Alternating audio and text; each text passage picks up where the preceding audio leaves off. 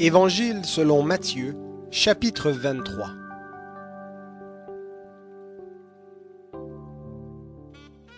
Alors Jésus s'adressa aux foules et à ses disciples et dit : Les scribes et les pharisiens sont assis dans la chaire de Moïse.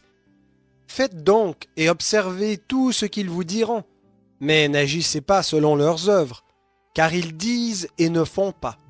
Ils lient des fardeaux pesants et les mettent sur les épaules des hommes, mais eux-mêmes ne veulent pas les remuer du doigt. Ils font toutes leurs actions pour être vus des hommes. Ainsi, ils élargissent leurs phylactères et ils agrandissent les franges de leurs vêtements. Ils aiment la première place dans les repas, les premiers sièges dans les synagogues et les salutations sur les places publiques. Ils aiment aussi être appelés par les hommes Rabbi. Mais vous, ne vous faites pas appeler Rabbi, car un seul est votre maître, et vous êtes tous frères. Et n'appelez personne sur la terre Père, car un seul est votre Père, celui qui est dans les cieux. Ne vous faites pas appeler directeur, car un seul est votre directeur, le Christ. Le plus grand parmi vous sera votre serviteur. Qui s'élèvera sera abaissé, et qui s'abaissera sera élevé. Malheur à vous, scribes et pharisiens hypocrites, parce que vous fermez aux hommes le royaume des cieux, vous n'y entrez pas vous-même, et vous n'y laissez pas entrer ceux qui le voudraient. Malheur à vous, scribes et pharisiens hypocrites, parce que vous dévorez les maisons des veuves et que vous faites pour l'apparence de longues prières.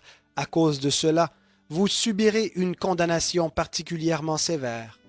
Malheur à vous, scribes et pharisiens hypocrites, parce que vous courez la mer et la terre pour faire un prosélyte, et quand il l'est devenu, vous en faites un fils de la géhenne 2 fois pire que vous. Malheur à vous, conducteurs aveugles, qui dites : si quelqu'un jure par le temple, cela ne compte pas, mais si quelqu'un jure par l'or du temple, il est engagé. Insensé et aveugle, lequel est le plus grand, l'or ou le temple qui sanctifie l'or ? Si quelqu'un, dites-vous encore, jure par l'autel, cela ne compte pas. Mais si quelqu'un jure par l'offrande qui est sur l'autel, il est engagé. Aveugle, lequel est le plus grand, l'offrande ou l'autel qui sanctifie l'offrande ? Celui qui jure par l'autel et par tout ce qui est dessus. Celui qui jure par le temple et par celui qui l'habite. Et celui qui jure par le ciel jure par le trône de Dieu et par celui qui y est assis.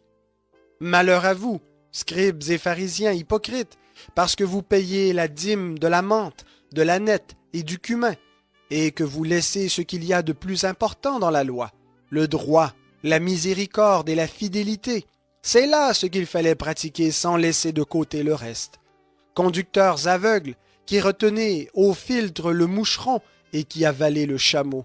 Malheur à vous, scribes et pharisiens hypocrites, parce que vous purifiez le dehors de la coupe et du plat, alors qu'en dedans ils sont pleins de rapine et d'intempérance. Pharisiens aveugles, purifient premièrement l'intérieur de la coupe et du plat, afin que l'extérieur aussi devienne pur. Malheur à vous, scribes et pharisiens hypocrites, parce que vous ressemblez à des sépulcres blanchis, qui paraissent beaux au dehors et qui au dedans sont pleins d'ossements de mort et de toute espèce d'impureté. Vous de même, au dehors, vous paraissez justes aux hommes, mais au dedans vous êtes remplis d'hypocrisie et d'iniquité. Malheur à vous, scribes et pharisiens hypocrites, parce que vous bâtissez les sépulcres des prophètes et ornez les tombeaux des justes, et que vous dites : si nous avions vécu au temps de nos pères, nous ne nous serions pas associés à eux pour répandre le sang des prophètes. Vous témoignez ainsi contre vous-même que vous êtes les fils de ceux qui ont tué les prophètes. Mettez donc le comble à la mesure de vos pères, serpents, race de vipères. Comment fuirez-vous la condamnation de la géhenne ? C'est pourquoi je vous envoie des prophètes, des sages et des scribes. Vous tuerez et crucifierez les uns, vous flagellerez les autres dans vos synagogues et vous les persécuterez de ville en ville, afin que retombe sur vous tout le sang innocent, répandu sur la terre depuis le sang d'Abel le juste jusqu'au sang de Zacharie, fils de Béréchia, que vous avez tué entre le temple et l'autel. En vérité, je vous le dis, tout cela viendra sur cette génération. Jérusalem, Jérusalem, qui tue les prophètes et qui lapide ceux qui te sont envoyés. Combien de fois ai-je voulu rassembler tes enfants, comme une poule rassemble ses poussins sous ses ailes, et vous ne l'avez pas voulu.